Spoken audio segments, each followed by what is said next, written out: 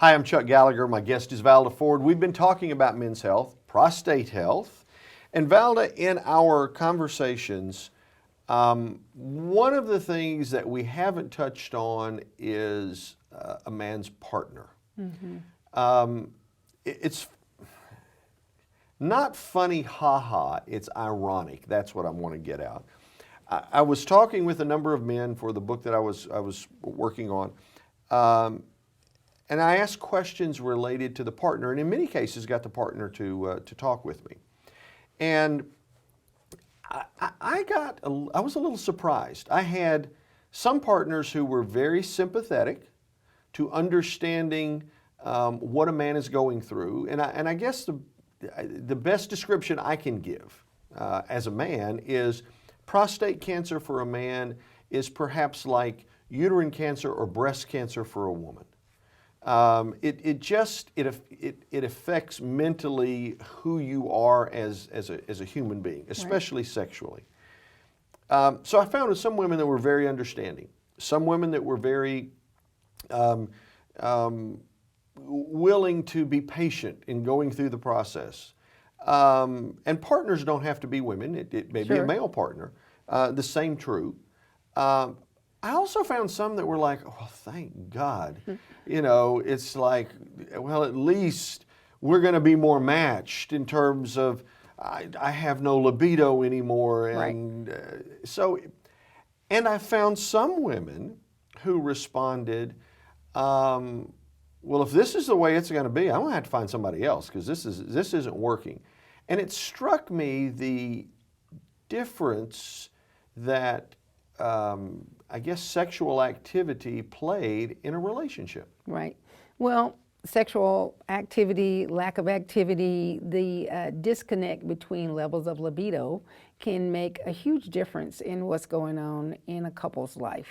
So most people are thinking, especially, you know, our hormones have you going when you first start a relationship and you can't keep your hands off each other and sex is a great thing and it's amazing.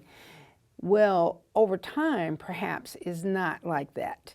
And so you get that disconnect. You have the partner number one who wants to have sex every day, 3 times a day.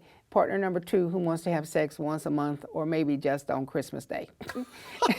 So I never thought of it as a Christmas Day occurrence. Valentine's, Christmas. Well, that's the problem when you have that disconnect. Right. And sometimes it's because if you have a person say, let's just say, this happens a lot after a woman has just had a baby and maybe she's tired or everybody's cranky because they're not sleeping or the demands are different, or now you're working and have a baby and you're a wife and you're a PTA or whatever the case is.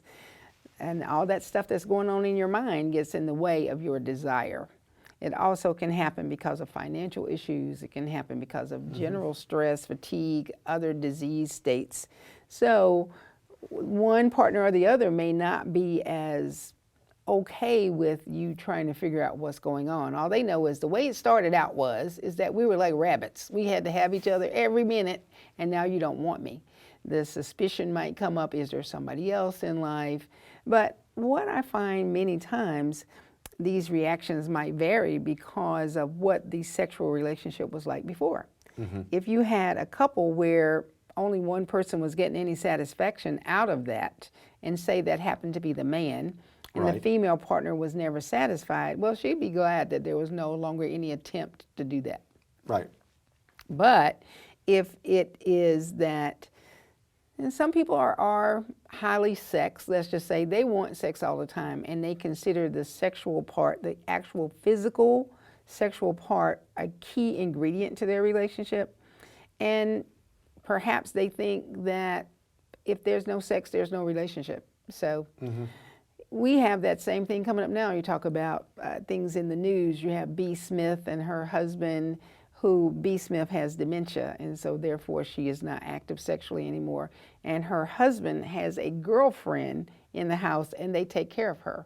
So I think there's now even a television show about it. Well, of course, there'd be a reality TV show about anything these days. Of course there is. But that just goes to, there's been so much backlash against him. How could you treat her like that? Right. Where he's saying, I love my wife, but I have sexual needs. and I'm not leaving her aside, kicking her out. I'm bringing this woman into the house, and we both take care of her. So that's very controversial, but now you can see the full range of what happens. Some people are going to wait. They're waiting with anticipation that we're going to get back to where we were. Some are waiting and thinking, I hope we never have sex again. And there are others who are thinking, I'm not waiting and I'm getting out of here because I'm going to find what I need right now.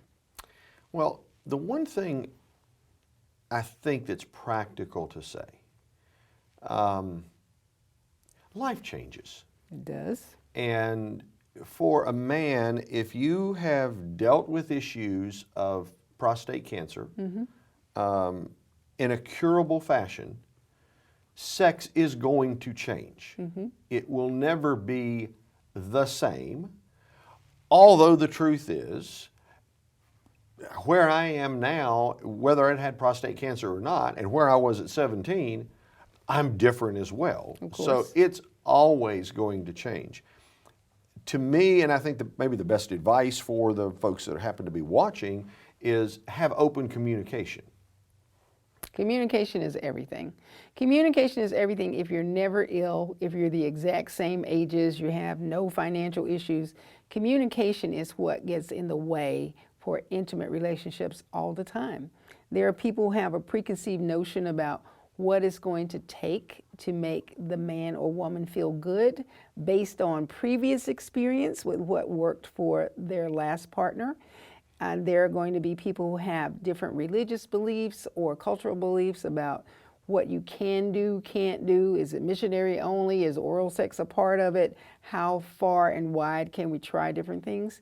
So if you've already had problems with not communicating before this big potential sexual dysfunction comes up, you're probably going to have problems again. But if you're fortunate enough to have good healthcare providers, or you're willing to sit down and talk about, this is real, this is the elephant in the room, and to have someone help you work through those previous issues, you might come out in a better place on the other side. Absolutely. And as we wrap up this segment, the thing that I would say is I've come out on a better place. I know that the communication between my wife and myself is superb, and we have come to find a new normal. And the new normal is very loving and very sexual, and at the same time, it recognizes that neither one of us at our respective ages, and I got a little gray hair up there so people can figure that out, are the same as we were when we first met. But the most important thing that I find as a sex expert is that people who are together for a long time, who do have good communication, have much better sex than anyone at a younger age, because they're just going off of rhythms and suspicions. Now you've learned each other. You know her body, she knows yours. You know those signals that say I'm ready or I'm not.